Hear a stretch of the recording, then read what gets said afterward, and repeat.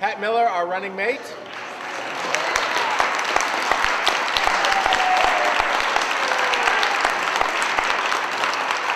No matter how many times she tries to avoid saying, we are doing this, she always goes, look, they're doing this for you. Look, you're doing this. Look, you're doing that. I keep saying, no, no, no. It's we. Kemosabe. Kemosabe, that's yeah, right. that's what he calls me. Thank you all very much for joining us. This has been the most exciting couple of weeks, really. Most amazing couple of weeks. Last night, there was a big event here in Colorado with Hugh Hewitt and Your buddy Carl Rove. Carl Rove. Now, we were a little bit concerned.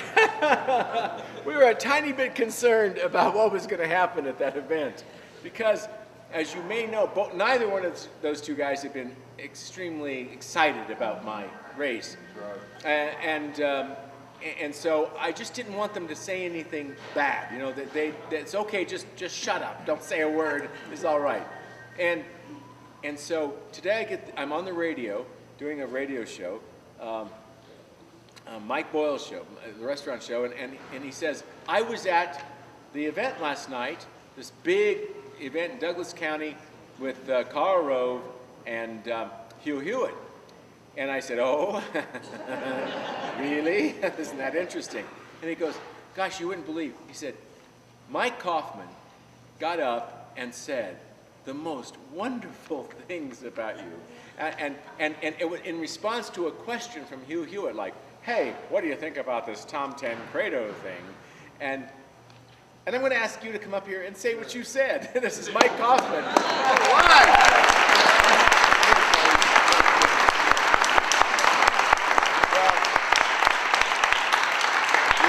I can tell you that in my time in politics, and there have been a lot more of it than a lot of people would want in this state, I've never been more passionate about a candidate than Tom Tancredo for governor at this time in our state's history, because I really think, and we are in a very difficult position, and a lot of families are hurting across the state, and it's going to take some bold leadership to move us forward. And I know that John Hickenlooper will not offer that leadership. And I know that Dan Mays, God bless him, doesn't know enough to know where to start. And but I was asked a question last night, and I Hugh Hewitt, because of his immigration policy and a difference with Tom and Carl Rove, who's now the born-again conservative, but where was he during the Bush administration when he was guiding the president in the wrong direction?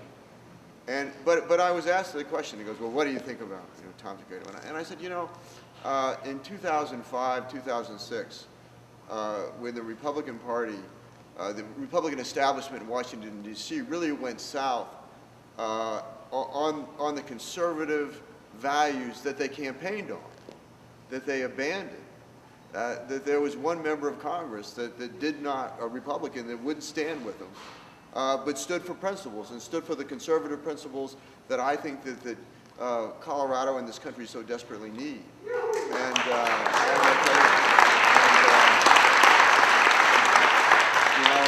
It's really incumbent upon all of us to get out and work in that extra mile, because I just think that the stars are kind of aligning here, and I really think that we have an opportunity to break all political tradition and get somebody elected that will actually make a difference in the lives of so many in our state. And so we're so blessed right now to have Tom Tancredo step forward and run for governor. And I'm just excited to be here and to support him and Pat Miller, who I worked with as a state representative and who I know will make a great lieutenant governor for the state of Colorado.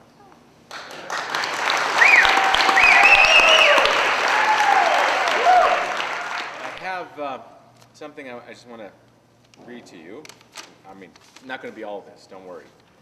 But just a few words. Where's Mr. Johnson? There he is. Mr. Johnson here has a blog it's called The Business Word. And a short time ago, he interviewed a guy by the name of David Flaherty. Now, Mr. Flaherty is the head of Magellan. Magellan is a polling company here in Colorado that has done really good work, and because it's in Colorado, it's had a much better track record than most other organizations that are not headquartered here. And in this interview with Mr. Flaherty, it starts out, this is Mr. Flaherty's quote after looking at this race very, very closely.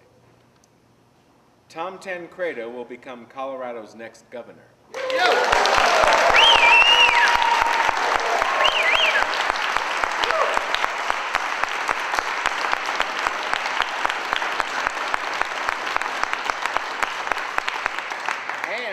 And Mike, and Republicans will take over the state's legislature.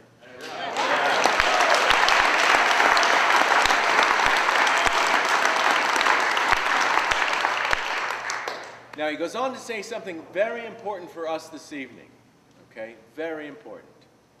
He says, quote, I do believe that Tom Tancredo is going to win. Flaherty declared, in recent polls, Tancredo has about 73% of the Republican voters. Flaherty thinks Tancredo will wind up with over 80% of Republicans. It may be in the low 80s, he said. Now, I'll tell you guys, if we do that, if we end up with 80% of the Republican voters in this state, we have won this race. Right.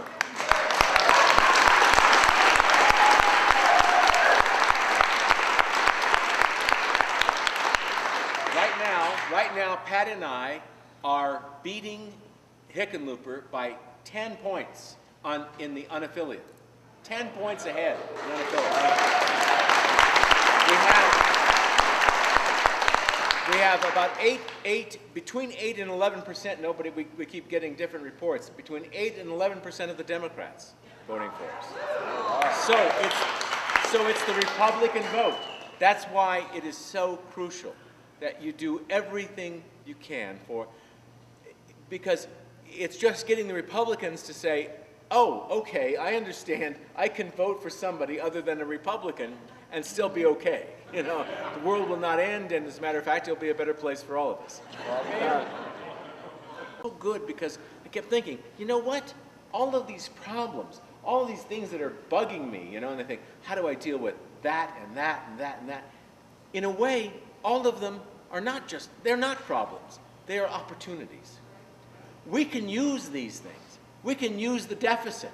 We can use all of the demands on our state government that we can't provide under the current system without raising taxes, and we're not going to raise taxes or fees on anything, okay?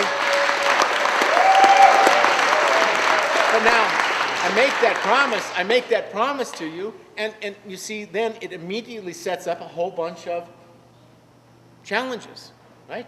You're not going to raise taxes? Okay, as they ask me in every debate, then how are you going to deal with education funding and K-12 and Medicare, all this rest of the stuff?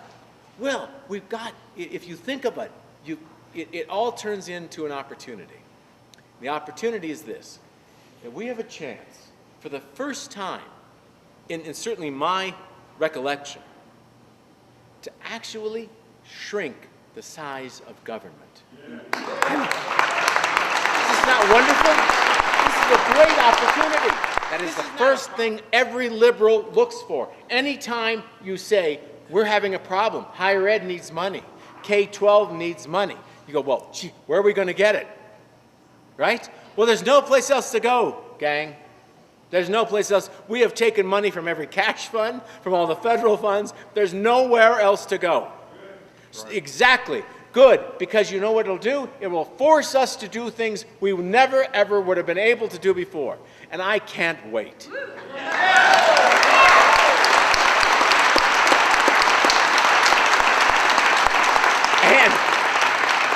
And if you don't believe we can do this, just watch me.